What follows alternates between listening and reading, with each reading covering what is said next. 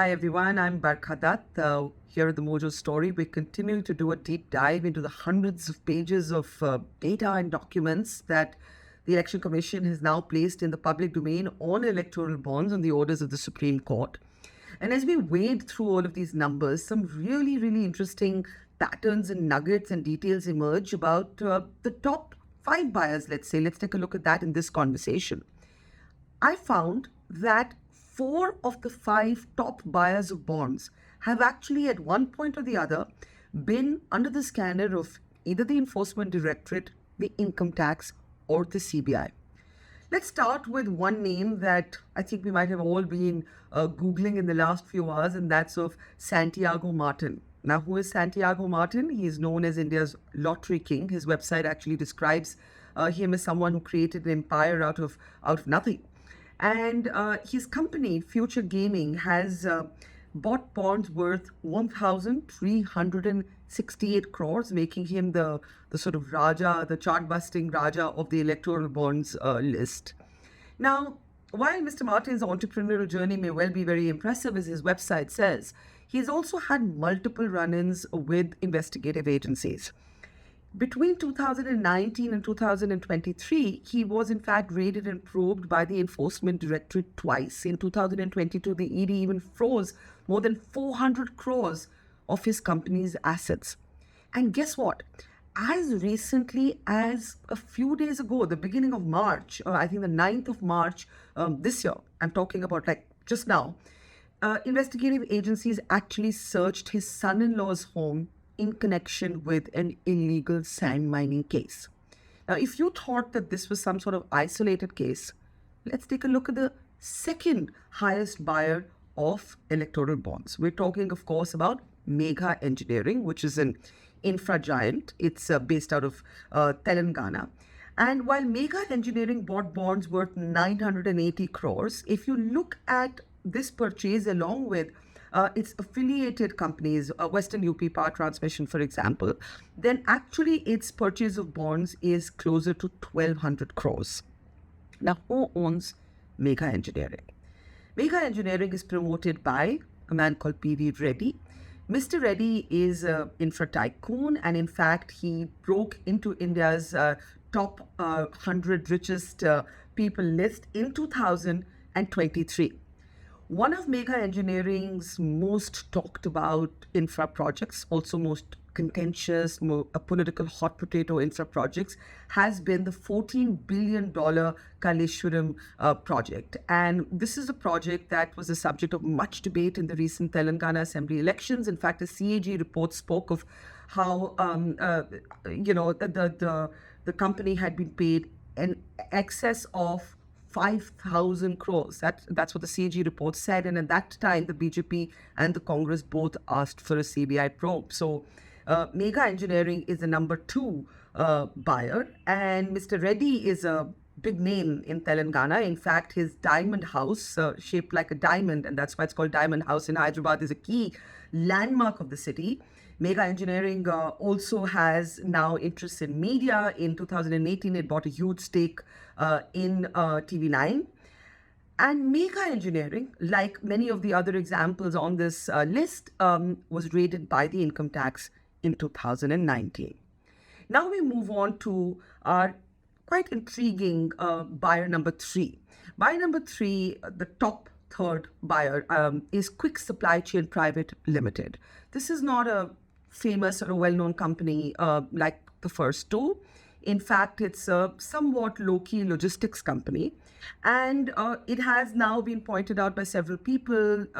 Several people have said, looking at the directors of this company, that there is an evident Reliance link here, because one of the directors, Tapas Mitra, who's a director at QWIK Supply Chain, is also a director in other key Reliance companies.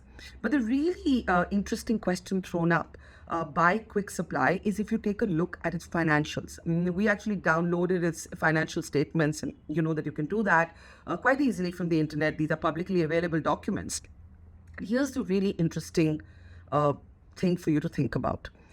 In financial year 21-22, the profit that Quick Supply earned was just a little over 22 crores, but the bonds purchased in the same year are at a value of 235 crores. Now, why that would make any financial sense, I don't know. In fact, the net worth of the company as of 31st March 2022 is 145.35 crores. And once again, the bonds, just to repeat, that they bought in that year, which is 22 crores profit and 145 crores net worth, was 235 crores. How does it make sense is one of the questions that is going to be asked. Then we come to buyer number 4. That's Vedanta. Vedanta Limited has bought 400 crores of bonds. This is, of course, promoted by Anil Agarwal. Mr. Agarwal is known as India's metal king. He is, of course, among India's richest 100.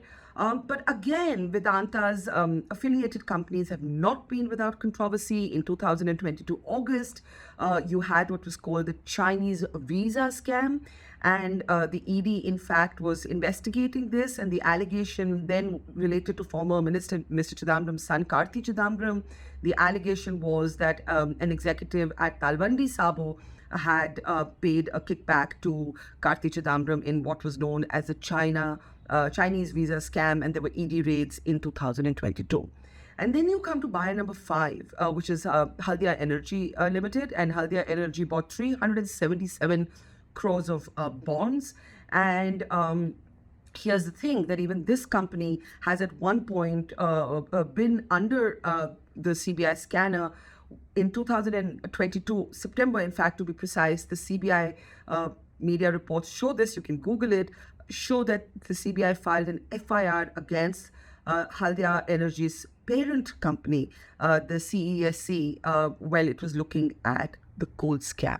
So the point that I'm really trying to make here is that it's quite intriguing that whether you look at the 4 out of the top 5 companies or you look at the top 15 companies, there are other companies like Yashoda Hospital, Kiventers, several other smaller, lesser known companies.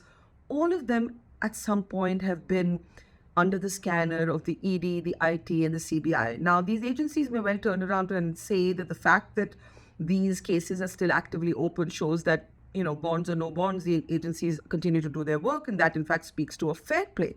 But there's a larger question for us to think about. If we are to take the allegations made by the ED, the CBI, and the IT, the fact that they found the allegations serious enough to raid these entities at one point or the other in the last few years, then what does it say that these are the companies that are also, in a way, some of the top bankrollers of our elections?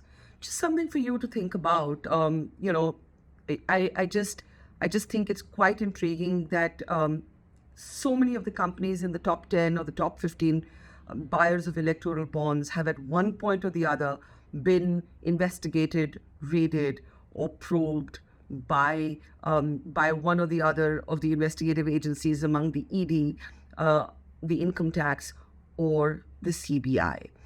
This for now is a quick look at the top 5 buyers. We have a lot more coming up on our platform. What do you think? What is this entire electoral bonds debate and the details that are emerging? Tell us. It's important to say that all of these companies and the bonds that they bought, it's all perfectly legal. This was the law till it was, now it's of course been struck down by the Supreme Court. But of course it raises a wider debate, many questions with no easy answers. What is the fair way? What is the neutral way? What is the fairest way? What is the least evil way to fund our elections? I can't say that I have the perfect answer to that, but I just thought I'd put some facts before all of you, and I'd love to hear what you think. See you later. Thanks for watching.